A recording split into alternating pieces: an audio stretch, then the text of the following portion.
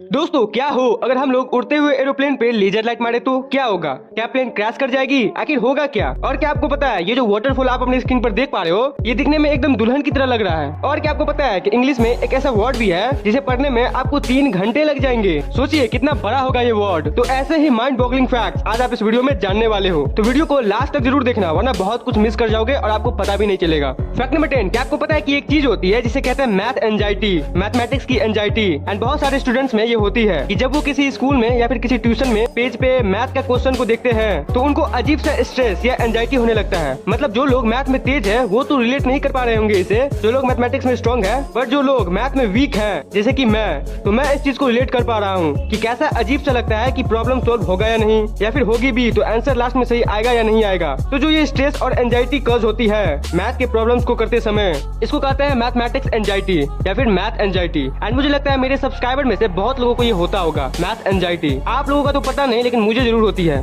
मुझे मैथ का फॉर्मूलाज याद करना सबसे टफ काम लगता है, याद होते ही नहीं रहता है। फैक्ट नंबर 9, देखना आपने इस चीज को जरूर एक्सपीरियंस किया होगा कि कभी कभी बचपन में हम लोग अपने आँख को ऐसे नहीं मल लेते थे, ऐसे आँख को ऐसे दबा के कैसे हम लोग खुजली करते थे आँख में। तो जब हम लोग बहुत जोर से अपने आँख को मलने लगते थे, रब करते थे आँख को, तो उसके बाद देखना कैसे हमें तारे टाइप के दिखने लगते थे। या फिर कभी कभी आपको ऐसे तारा टाइप का दिखता होगा। आप कभी चेयर से अचानक उठ गए और आपका ब्लड रश कर रहा है आपके ब्रेन की तरफ, तब कभी कभी ट्विंकल ट्विंकल दिखता है। तो जो ये चीज दिखती है उसको साइंटिफिकली फोस्फेनस कहते हैं। ये स्पॉट्स ऑफ लाइट होते हैं जो कि आई बॉल में तब प्रोड्यूस होते हैं जब आप उसको डायरेक्टली अपने हाथों से स्टिमुलेट करते हो। और ये बिल्कुल भी करनी नहीं चाहिए, वैसे ही आपके आंखों के लिए खराब होता है। आंखों को ऐसे रब करना ये कोई अच्छी बात नहीं है, लेकिन जो लोग बचपन में अनजाने में करते थे और उनको जो दिखता था उसको फोस्फेनस कहते हैं। जब आप अपने आंखों को रब करते हो तब क्या होता है, देखो आपका आई बॉल्स का स्टेट क्या होता है, कैसे वो मूव करता है जब आप अपनी आंखों को रब करते हो। और जो कनेक्शन होता है आंखों और दिमाग के बीच वो कैसे हिल रहा होता है, कैसे उस पर एक्सट्रीम प्रेशर पड़ रहा होता है, आपके आई बॉल पर कैसे प्रेशर पड़ रहा होता है। इसलिए जो स्ट्रेस के बाद हम लोग जोर जोर से अपनी आंखों को मलते हैं तो उसको नहीं मलना चाहिए। इसी चीज से कई सारे वायरसेस आपके आंखों में चली जाती है। अभी जो एक बीमारी फैली है आई फ्लू, जिसे कॉन्जंक्टिवाइटिस कहते हैं, ये सब चीजें इन्हीं सब कारणों से फैलती है। फैक्ट नंबर 8, जो हम लोग उल्टी करते हैं जिसको वोमिटिंग कहते हैं, इसको करने का हर जानवर में अलग अलग तरीका होता है। तो मेंढक की बात करें, फ्रॉग की बात करें, तो उनका वोमिट करने का तरीका काफी यूनिक होता है। जो खाए हैं उसको वोमिट करने के बदले बहुत सारे फ्रॉग में क्या होता है कि उनका पूरा पेट ही बाहर आ जाता है मुंह के थ्रू,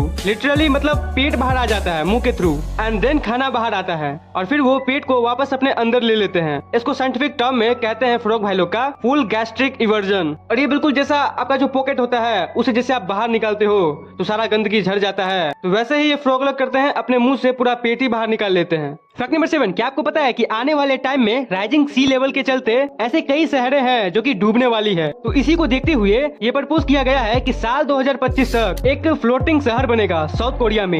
एंड इस आइडिया को यूनाइटेड नेशन ने भी बैक किया है ताकि सी लेवल बहुत ऊपर आ जाए, समुद्र का पानी शहरों को ढकने लगे, तो समुद्र के ऊपर हम किनारे में शहर को लिटरली फ्लोट कर पाएंगे। ऐसी टेक्नोलॉजी अब होने वाली है, एक तैरता हुआ शहर पानी के ऊपर, दैट इज रियली गजब। फैक्ट नंबर 6, जो ये वाटरफॉल आप अपने स्क्रीन पर देख पा रहे हो, ये एक ऐसा वाटरफॉल है जो कि लिटरली एक ब्राइड की तरह दिखता है, एक दुल्हन की तरह दिखता है, और ये पेरू में मौजूद है और इसको वाटरफॉल ऑफ द ब्राइड कहते हैं। एंड इसका ऑफिशियल नाम जो है वो है कैटरेटा वेलो डेला नोविया। फैक्ट नंबर 5, एक इंसान है जिसका नाम है डेविड बेनेट, जो कि 57 साल के हैं और उनके अंदर 7 जनवरी 2022 को यानी हाल ही में उनको पीक का हार्ट लगा दिया गया। सुअर का दिल एक इंसान में लगा दिया गया था और लगाने के बाद भी वो कितने घंटे तक जिंदा रहेंगे ये एक्सेप्टेड नहीं था, ना ही इसका कोई अंदाजा था डॉक्टर्स को, बट वो जिंदा रह गए। और कुछ दिन पहले उनकी एक वीडियो भी पोस्ट हुई थी यूट्यूब पे जिसमें वो हॉस्पिटल में बैठ के सुपर बोल देख रहे थे फैमिली के साथ। अब आप सोच रहे होंगे कि सुअर का हार्ट लगाना जरूरी था क्या, कोई इंसान का लगा देते। तो उनके अंदर पीक का हार्ट इसलिए लगाया गया था क्योंकि उनके अंदर एक ह्यूमन के हार्ट को लगाना इनएलिजिबल था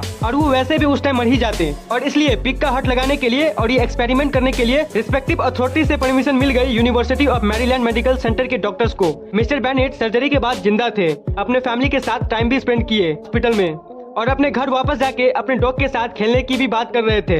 बट अनफॉर्चुनेटली अचानक से 1-1.5 महीने बाद ही मतलब 7 जनवरी 2022 को हार्ट लगाया था, लेकिन मिड फरवरी आते आते उनकी हालत अनफॉर्चुनेटली खराब होने लगी और 2 महीने बाद 8 मार्च 2022 को उनकी डेथ हो गई। बट फिर भी इस चीज को बहुत बड़ी अचीवमेंट मानी जाती है। एक पिग का हार्ट लगा के कोई इंसान 2 महीने जिंदा रह गया। ये अपने आप में एक बहुत बड़ी बात है। ये एक्सपेरिमेंट अगर सक्सेस हो जाता और वो साल भर से भी ज्यादा अगर जिंदा रह जाते अगर, तो ऑर्गन शॉर्टेज की जो प्रॉब्लम है वो सॉल्व हो जाती बहुत हद तक। बट अनफॉर्चुनेटली ये नहीं हो सका। फैक्ट नंबर 4, क्या आपने कभी सोचा है कि जो आधार कार्ड का फोटो होता है या फिर किसी भी गवर्नमेंट इशूड कार्ड का जो ये फोटो होता है, ये इतना खराब क्वालिटी का क्यों होता है? भले कोई इंसान कितना भी सुंदर हो, बट ये फोटोज हमेशा खराब ही होते हैं। और क्या आपने कभी सोचा है कि ये जो सेलिब्रिटीज हैं, फॉर एग्जाम्पल विद्युत जामवाल को ले लेते हैं, तो क्या उनके आधार कार्ड में भी एकदम मॉडल की तरह फोटो होगा, एकदम हैंडसम बॉडी बिल्डर? तो आंसर है नहीं। इसके भी कई टेक्निकल रीजंस हैं। पहला ये है कि आपके फोन में तो 11 मेगापिक्सल्स, 20 मेगापिक्सल्स, यहाँ तक कि 100 मेगापिक्सल्स के कैमरास होते हैं। बट गवर्नमेंट जो कैमरा यूज करती है वो 0.4, 0.6, एक से भी कम मेगापिक्सल्स के होते हैं।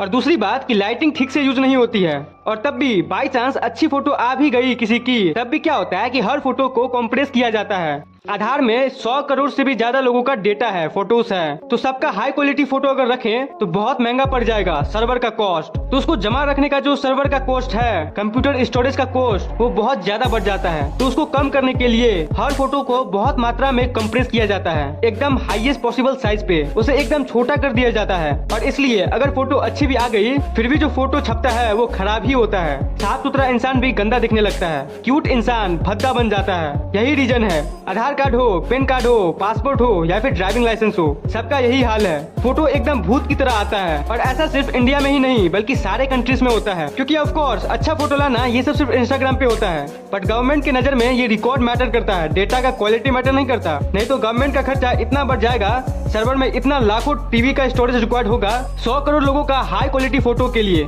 इसलिए कंप्रेस करके लो बजट में। इंडिया की आबादी इतनी है कि वो सबसे कॉस्ट इफेक्टिव आइडियाज ढूंढती है। इसलिए इंडिया का जो आधार कार्ड होता है उसमें बहुत ही गंदा क्वालिटी का फोटो होता है। फैक्ट नंबर 3 दोस्तों, ये जो लेजर लाइट होता है जिससे आप बचपन में खेलते थे, तो कभी सोचा है कि ये लेजर लाइट हम लोग अगर प्लेन पे मारे तो क्या होगा? तो लेजर लाइट में बहुत हाई एनर्जी रहती है, कॉन्सेंट्रेटेड एनर्जी। तो बहुत लोग है ना जिसके पास डिस्को लाइट होते हैं, या फिर मान लो अगर किसी के पास पावरफुल लेजर है तो वो कभी कभी हेलीकॉप्टर या फिर एरोप्लेन पे दिखाने लगता है, उस पर मारने लगता है। तो एक्चुअली में आपको पता है ये लीगल नहीं है, ये प्रोहिबिटेड है। क्योंकि एयरक्राफ्ट या फिर किसी भी चीज के साथ आप अगर ऐसा करते हो तो उसके चलते आप जेल भी जा सकते हो। क्योंकि जब आप लेजर ऐसे मारते हो एयरक्राफ्ट के ऊपर तो पायलट को दिखने में बहुत ही दिक्कत होती है, एंड इसके चलते आंखों की रोशनी पे भी फर्क पड़ता है। इसलिए जिनके पास लेजर है, पावरफुल लेजर, तो उनको ऐसा नहीं करना चाहिए। फैक्ट नंबर 2, क्या आपको पता है कि ये जो सेक्रेटरी वर्ड है, सेक्रेटरी बोलते हैं ना हम लोग, जैसे इसका ये सेक्रेटरी है, तो सेक्रेटरी वर्ड का ओरिजिन कहाँ से हुआ? क्या है कि सेक्रेटरी जो वर्ड है ना, ये सीक्रेट वर्ड से आया है। सीक्रेट वर्ड से सेक्रेटरी मतलब एक ऐसा पर्सन जो कि जिसके अंदर एबिलिटी होता है कि वो आपके सीक्रेट को सीक्रेट रख सके एट ऑल कॉस्ट। मतलब जो आपके सेक्रेटरी होगा वो आपके सारे डेटा को कॉन्फिडेंशियल रखेगा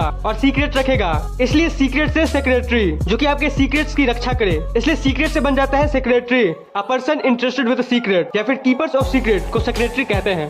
फैक्ट नंबर 1, क्या आपको पता है कि इंग्लिश में एक ऐसा वर्ड है जिसे पढ़ने में करीब 3 घंटे लग जाएंगे? अगर आप एक सेंटेंस कहते हो आई लव यू, तो ये करीब 3 वर्ड का है और आपको बोलने में करीब 1 सेकंड भी नहीं लगा। बट एक ऐसा वर्ड है जिसको बोलने में 3 घंटे लग जाएंगे। ऐसा कैसे पॉसिबल है? तो जी हाँ, इस दुनिया में कुछ भी पॉसिबल है। देखो, पहले मैं आपको बता दूं कि पहले कुछ ऐसे वर्ड्स के बारे में बात करते हैं जो कि नॉन टेक्निकल है, जो कि नॉर्मल यूजर्स में आते हैं। क्योंकि ज्यादातर जो सबसे बड़े वर्ड्स है ना, जैसे कि जो सबसे बड़ा वर्ड है वो एक केमिकल का नाम है और वो रेगुलरली यूज थोड़ी होता है, तो वो टेक्निकल हो गया। बट बड़े वर्ड्स की बात करें तो नॉन टेक्निकल में नॉर्मल वर्ड्स में कौन कौन आएगा? तो उसमें से सबसे पहला है ऑनरिफिकेबली टूटूटिनिटेटिबस। ये एक वर्ड है और इस वर्ड का मतलब होता है कोई चीज जो रिस्पेक्ट डिजर्व करती हो, जो ऑनरेबल हो। इस वर्ड का ये मीनिंग होता है the quality of deserving honour, और इसलिए ये शुरू होता है ऑनर से। दूसरा वर्ड है फ्लोकिनोसनी हिलीफिलिफिकेशन, और इसका मतलब होता है एक ऐसी चीज जिसका वैल्यू 0 हो, जो वर्थलेस हो। तो ये 2 ऐसे वर्ड्स हैं जिसे आप कॉमन लैंग्वेज में यूज कर सकते हो। तीसरा जो वर्ड है वो भी कॉमन है, जिसके बारे में आपको बता देता हूँ, सुपरकैलिफ्रैगिलिस्टिक्एक्सपिलियाडोसियस। का मतलब होता है अमेजिंग, एक्स्ट्रा ऑर्डिनरी गुड, बिल्कुल मेरे वीडियोस की जैसे।